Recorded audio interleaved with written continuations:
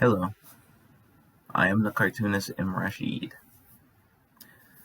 Today's cartoon is referencing in a light and playful way that the 4chan guys have discovered these videos, and they've been talking big trash and in a juvenile way.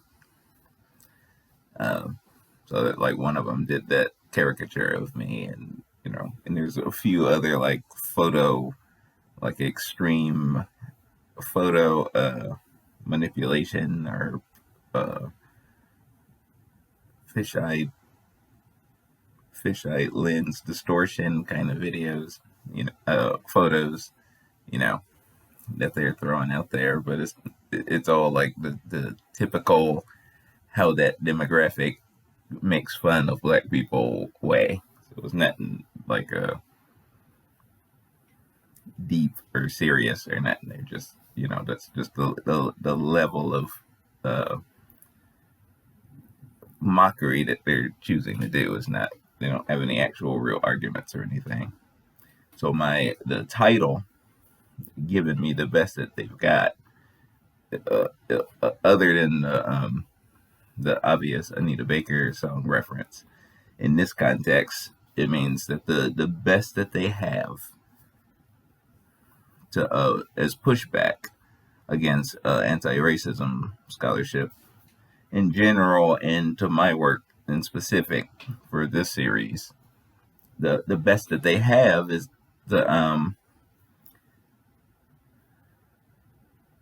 to push the white supremacist mythology with confidence and arrogance, as if it's just matter-of-factly real and true, and treat me like I'm dumb, and treat me and other black people who refuse to believe it as as we're less than or inferior or stupid because we don't take this particular group of white people at their word. You just blindly believe whatever they say. That because we don't do it, it means we're dumb. So now the important part of this is they usually present these like ideas in a science way, like they reference it science. The type of verbiage they use when they put it out there is like my research and that kind of talk, is how they frame it. But they don't have any science to back that stuff up. There's no science there. So in the previous videos, I pointed out what's at play with the dominant, the political identity group is the concept that history is written by the victors, unquote. That's the concept that's at play. They want to maintain the dominant position. The most powerful weapon that they have is forgive my French, the mind fuck. That's their most powerful weapon. Indoctrination, brainwashing, deliberately refusing to comply to the Supreme Court decision, Brown versus Board of Education. They refused to integrate the schools because they've been hoarding the quality education for centuries. They're just keeping it to themselves. In fact, for a long time, it was illegal for my people to even read.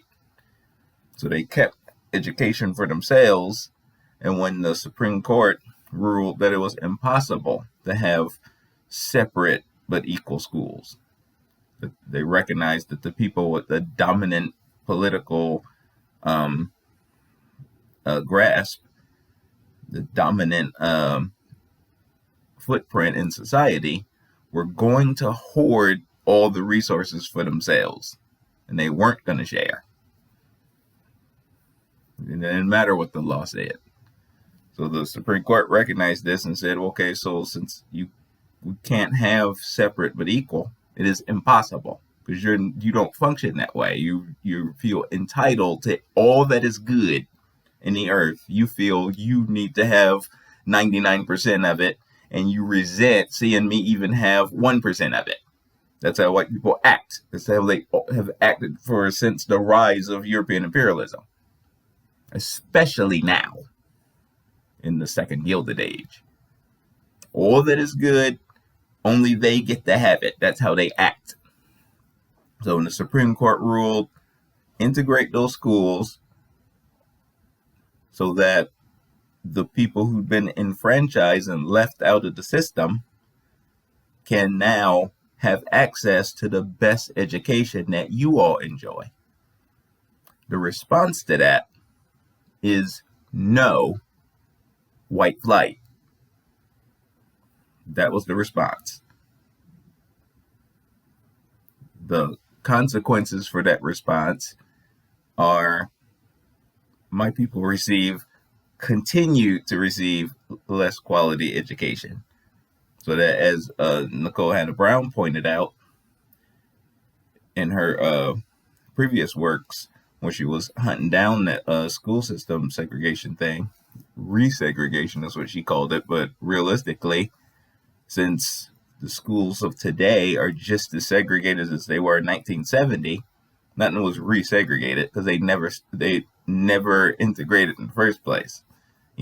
They made sure that white people continued to hoard the best education just for themselves, and then make fun of me as if I'm inherently less than. Like, you cheat. It's clear in the record you cheat, and then you mock me for the effects of your cheating and act like I'm just inherently like that. So that's why the findings of books like The Bell Curve read the way they read.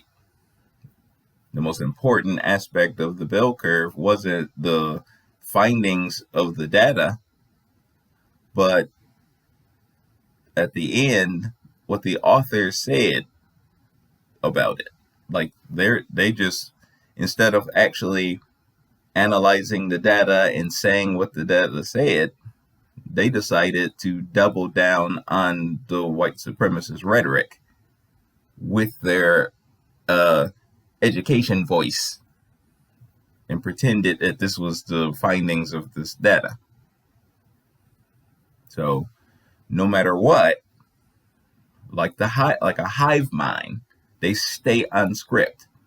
I'm not allowed to be integrated into the system from an organic place. I'm not allowed to compete directly with them. When they say integration, they don't mean I'm economically included as an equal with them, competing directly on an even score. That's not what they mean when they say integrated. When they say integrated, they mean I abandon my identity.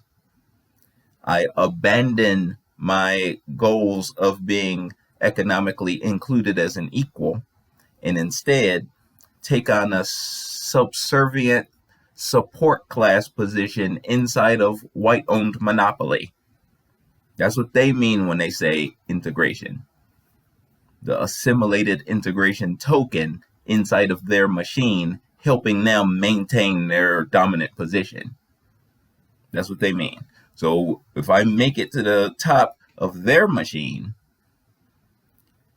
at the top of their machine, as a black CEO, or a black president of a white company, it means I'm devoid of my cultural identity. When I bring up being black, it's only on a extremely surface, sitcom level quips wrapped in a white people approved stereotype jokey package.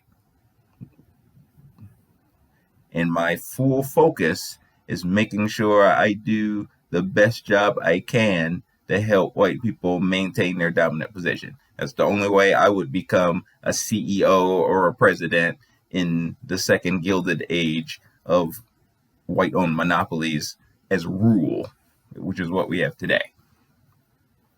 So when the guys from 4chan, the best that they have, the best that they can do is to confidently and arrogantly present ideas strained through that reality, but through the lens of the mythology that they've built around to hide that reality. Their mythology is that only they get to do stuff. Nobody was doing, no human was doing anything until they showed up. That's their mythology. And if you don't believe that, it means you're dumb. If you don't take it at face value because a white person said it and don't question them at all, ignore the facts of history. Ignore the facts of history that they sweep under the rug. I've posted all kinds of stuff, I've posted a lot. The things I link to in my blog when I post my cartoons and all that stuff, I posted the quotes from their own scholars pointing out the nature of the black civilizations that they inherited. Their response is to ignore it and say that I'm presenting a fantasy. They never address that stuff directly. Why? They cannot.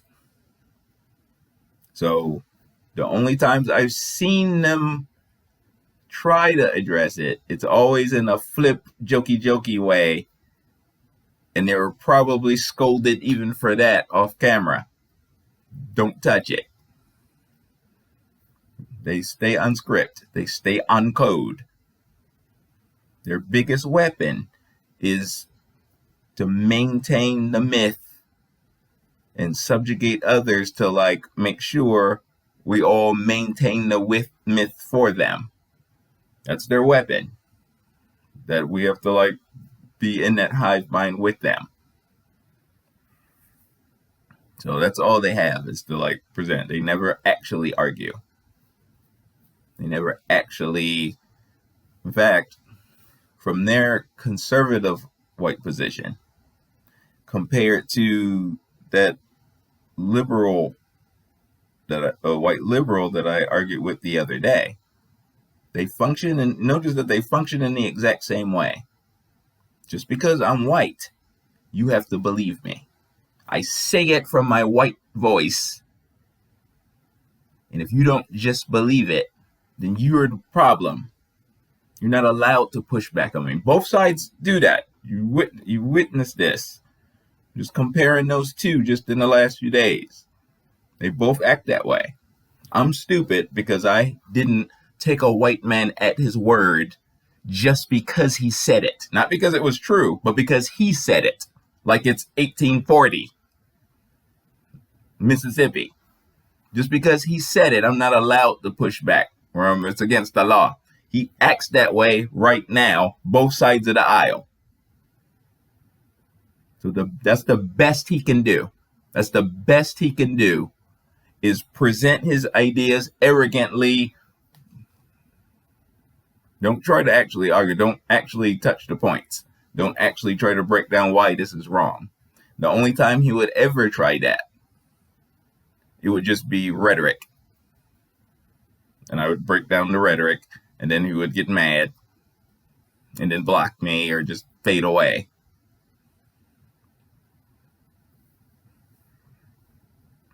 So the cartoon is light and fluffy, but there's still deep stuff in it, that means very specific things. My caricature self-insert that I use is the frozen me when I first started my Monsters 101 graphic novel series. So he's still from the way I draw him, he's still frozen in his 30s, and I'm 51 now. So that's why the difference and why I don't put gray in his hair. So obviously he's a lot more upset about the caricature than I would be, but I actually have experience doing park caricatures and amusement parks and stuff. So I'm surrounded by caricaturists, and we're all like roasting each other, drawing each other, and teasing each other and stuff. So you gotta have a thick skin to be in this space in general. It's not easy presenting your ideas and defending them. It's not easy being an artist and putting your work out there for public scrutiny and then defending your work, and or not, letting it speak for itself. And just some people putting their work out there and have anybody say anything is too much. But you have to have a thick skin. You got to be that type of person, or you wouldn't have any longevity like actually doing it. And I personally don't mind it. The feedback, negative or positive, is a part of my art, and I've recognized that for years. What you say, how you say it. Like, I remember reading a quote from Stephen King where he was supposed to have retired, but he never stops writing. He's extremely prolific. He writes all the time. So even when he was retired, he was like writes. And the natural part of the industry that he's in all this time is, okay, the next step after this is being done is to publish. So the idea that he wouldn't publish a finished work, like he couldn't, like, I guess I'm not retired anymore. I'm going to keep going, So the publishing it for the public's consumption, the public scrutiny, the public's reading is an aspect of art. Expressing yourself honestly, as Bruce Lee said. Expressing yourself honestly in your art.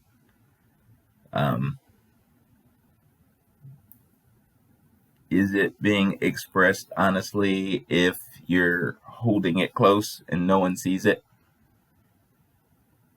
What's the difference between creating and keeping it just for yourself, you don't want nobody else to see it, and not creating it at all, and the idea just stays in your mind? So the eyes of the public on it is the other side of art. That's the other part. And I've been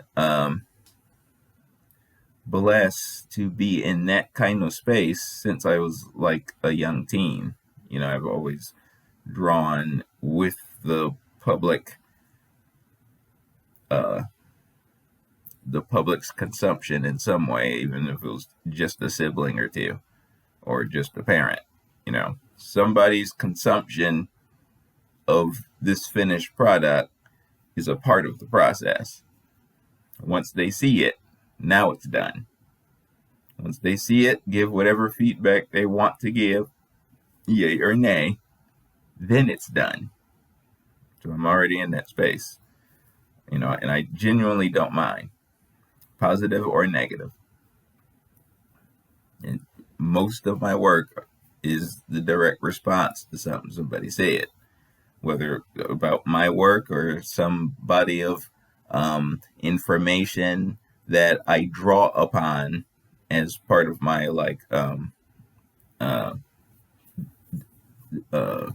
database of ideas that make up me and make up my worldviews. So if you have a position about that and it's not being addressed, at least not as deeply as I would like to see it, then I'm going to go ahead and make my art in that way. So, thank you all, and peace.